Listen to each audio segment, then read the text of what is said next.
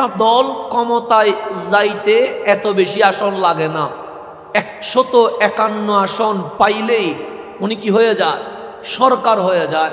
35-40টা পাইলে উনি বিরোধী দল হয়ে যায়।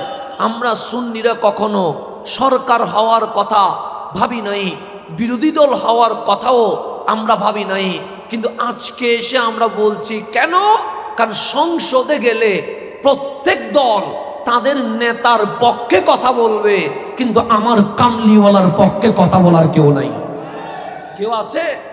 নাই। তাহলে এখন আমাদের সিদ্ধান্ত নিতে হবে, এই 8 আসনটা আউলিয়া ইকরামের শহর, এই 8 আসনটা জশ্নে জুলুসের শহর। তো ওলিদের শহরে নবী প্রেমিকরা সংসদে যদি যাইতে না পারে, এর চেয়ে বড় লজ্জা এই জমিনে আর কিছু হইতে পারে না।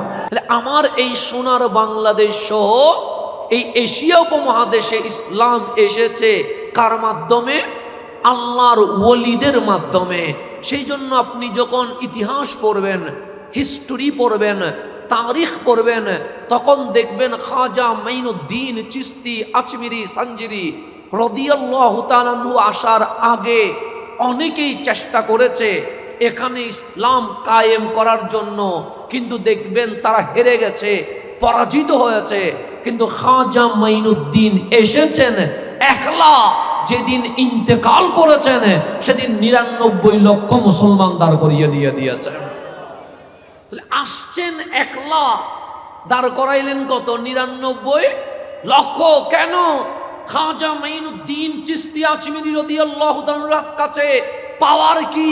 তখন কথা হবে পাওয়ার একটা, আমার কামলিওয়ালার নূরের ভয়েস খাজা মাইনুদ্দিনের বুকে ছিল বিদায় মাহফিল করতে হয় নাই, চেহারা দেখে অসংখ্য অমুসলিম মুসলমানে পরিণত হয়ে গেছে।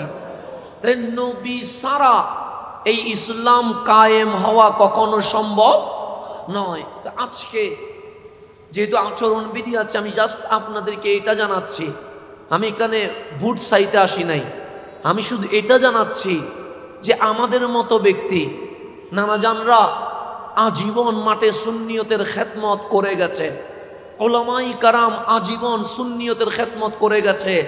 54 বছর ধরে কখনো আপনাদের কাছে জোর করে ভোট চাই নাই। হ্যাঁ, প্রার্থী ছিল, জাস্ট বলেছে দিলে দেন, না দিলে নাই। আমরা মদিনাওয়ালাকে বলবো চেষ্টা করেছিলাম, কিন্তু এই 54 বছর পরে এসে আলেমরা আপনাদের ধারে ধারে বলছে ভোট যদি দিতে হয় নবীওয়ালাদেরকে দেন। এটা আজকে বলতেছে। কেন বলছে? কি কারণে বলছে? একটা দল ক্ষমতায় যাইতে এত বেশি আসন লাগে না, 151 আসন পাইলেই উনি কি হয়ে যায়, সরকার হয়ে যায়। 35-40টা পাইলে উনি বিরোধী দল হয়ে যায়। আমরা সুন্নিরা কখনো সরকার হওয়ার কথা ভাবি নাই, বিরোধী দল হওয়ার কথাও আমরা ভাবি নাই। কিন্তু আজকে এসে আমরা বলছি কেন? কারণ সংসদে গেলে প্রত্যেক দল তাদের নেতার পক্ষে কথা বলবে, কিন্তু আমার কামলিওয়ালার পক্ষে কথা বলার কেউ নাই। কেউ আছে? নাই। তাহলে এখন আমাদের সিদ্ধান্ত নিতে হবে, এই 8 আসনটা আউলিয়া ইকরামের শহর, এই 8 আসনটা জশ্নে জুলুসের শহর। তো ওলিদের শহরে নবী প্রেমিকরা সংসদে যদি যাইতে না পারে, এর চেয়ে বড় লজ্জা এই জমিনে আর কিছু হইতে পারে না। কথা ঠিক কিনা?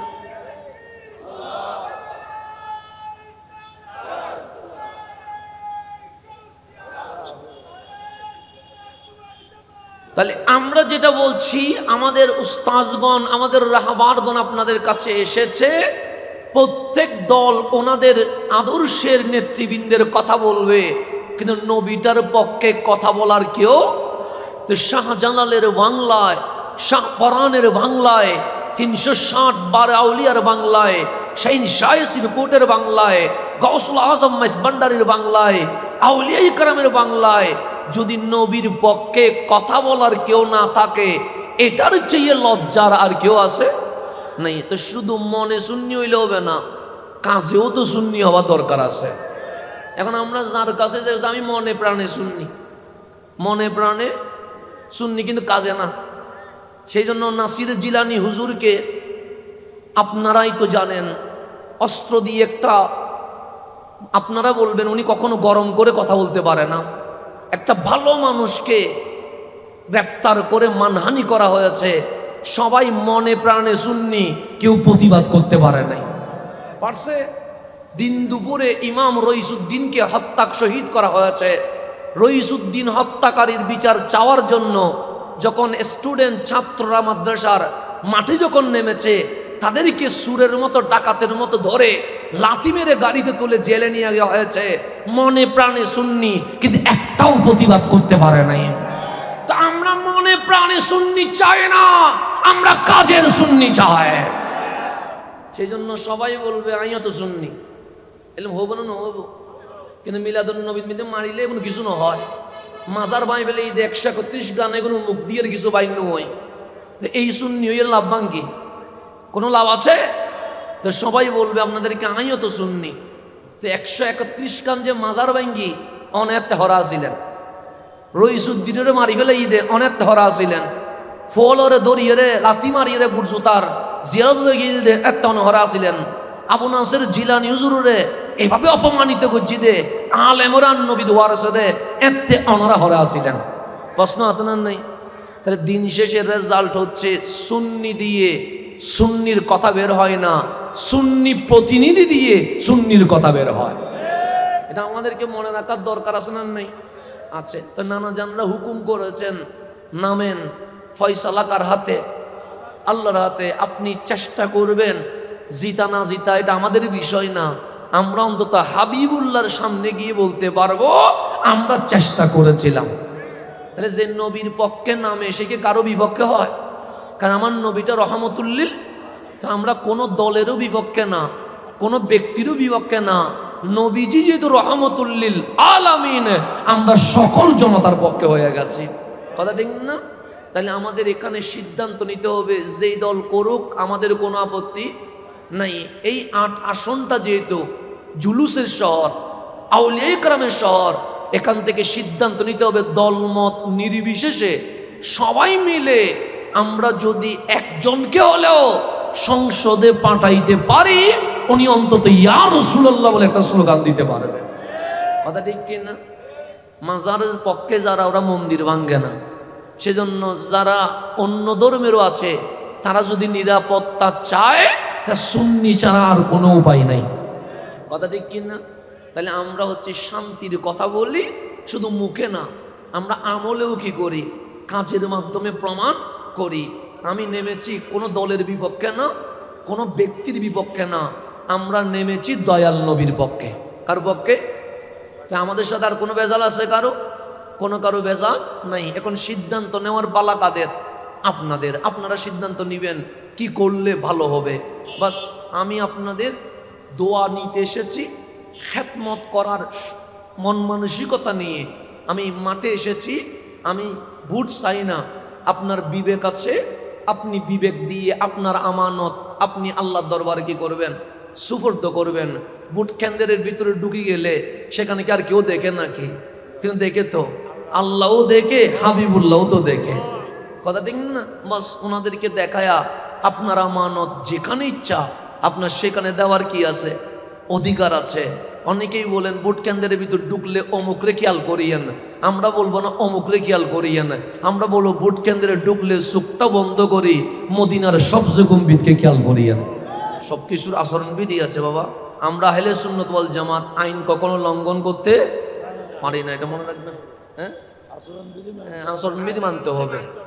আমি একবারও আমার প্রতীক নিয়ে কথা বলি না, বুটও চাই না, কারণ বুট চাইলে আচরণবিধি লঙ্ঘন হবে। প্রতীক বললে আচরণবিধি কি হবে? লঙ্ঘন হবে। আমরা ওদেরকে হুজুর শিখাইছে, আমরা আহলে সুন্নাত ওয়াল জামাত দেশের আইনকে লঙ্ঘন করি না, আমরা দেশের আইনকে সম্মান করি। সেই জন্য আমাদের হাতে কি কেউ মারা গেছে নি কোনোদিন? কবর থেকে লাশ তুলি জ্বালাই ফেলছে নি কোনোদিন? না। কেন করেন নাই? কেন? হাত আপনারও তো আছে। জিন্দা মানুষ কেরাসিন দিয়ে ডালে মারি ফেলছেন নি? না। কেন? হাত তো আপনারও আছে, মারেন নাই কেন? কারণ আমাদেরকে রসুল শিখিয়েছে উগ্রবাদের নাম ইসলাম নয়, ভালোবেসে দাওয়াত দেওয়ার নাম ইসলাম। কথা ঠিক আছে না? গুসানো হইন, কারণ আমার একটি আইন আছে বুঝুন না, আর তা আইন মানি চলম করিও। তাই এই তাল্লায় আমি আপনাদের কাছে দোয়া চাচ্ছি, আপনারা আমাকে দোয়া করবেন তো ইনশাআল্লাহ। আমার পরিচয় বেশি দিতে হবে না, যিনি বসে আছে আমার মা হচ্ছে ওনার নাতি, তা আমিও নানা ডাকি, আমার মাও নানা ডাকতো, তা আমার মা হচ্ছে ওনার নাতি। আর আমার বাবাকে তো সবাই চিনেন আলহামদুলিল্লাহ। হুজুররা যখন সবাই বলছে, আমি হুজুরকে অনুমতির জন্য কল দিয়েছিলাম, হুজুররা বলেছিলেন অনুমতি নেওয়ার এখন সময় না, এখন সময় হচ্ছে মাঠে নেমে যাওয়ার। বলছে অনুমতির টাইম কি হয়ে গেছে, দেরি হয়ে গেছে, এখন অনুমতি নিতে গেলে আরো 20 দিন চলে যাবে, এত সময় নাই, এখন মাঠে কি করতে হবে, নামতে হবে। আমি ইজ্জত সম্মান মাটিতে দিয়া মাঠে নেমেছি একটা কারণে, আমার রসুলের ইজ্জতে যারা হামলা করবে আমরা যেন তাদের বিপক্ষে গলা উঁচু করে কথা বলতে পারে, বাস এটার জন্য আমরা মাঠে নামছি। আপনারা আমার জন্য কি করবেন, দোয়া করবেন। আমরা রাজনীতিকে প্রতিহিংসা নয়, প্রতিযোগিতা হবে, তবে এখানে হিংসা নয়, বিদ্বেষ নয়, মারামারি নয়, হানাহানি নয়, এখানে থাকবে ভালোবাসা, এখানে থাকবে প্রেম। এই ভালোবাসার মধ্য দিয়ে সুষ্ঠু নির্বাচনের মধ্য দিয়ে যারাই জিতবে তারাই সংসদে যাবে। আমরা আশা রাখবো যারাই সংসদে যাবে তাদেরকে এমনভাবে তারা সাজবে যেন এই জমিনে আমার নবীর শানে আর যেন বিয়াদবি না হয়, আর কোনো মাজারে যেন আঘাত না হয়। ঈদে মিলাদুন নবী সাল্লাল্লাহু আলাইহি ওয়াসাল্লাম যখন আসবে তখন সবাই মিলে যেন অংশগ্রহণ করে, কেন রসুলটা তো রহমতুল্লিল, সবারও তো খুশি হওয়ার দরকার আছে, আছে না নাই? আছে। আল্লাহ যেন সবাইকে কবুল করে নেয়, আমিন। বাস সেই জন্য আমি আপনাদেরকে বলবো, রাজনীতিতে নামলে একটু কি হয়, সমালোচনা হয়।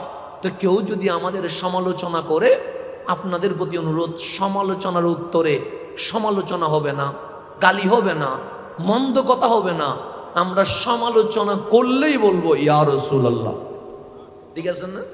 আমরা কি বলবো, ইয়া রাসূলুল্লাহ, বাস। আল্লাহ যেন সবাইকে কবুল করে নেয়, আমিন। নানা জান বসে আছেন, উনি আজকের মাহফিলের সদরে জলসা, মেহমান আলা, আমাদের আহলে সুন্নাত ওয়াল জামাতের মান্য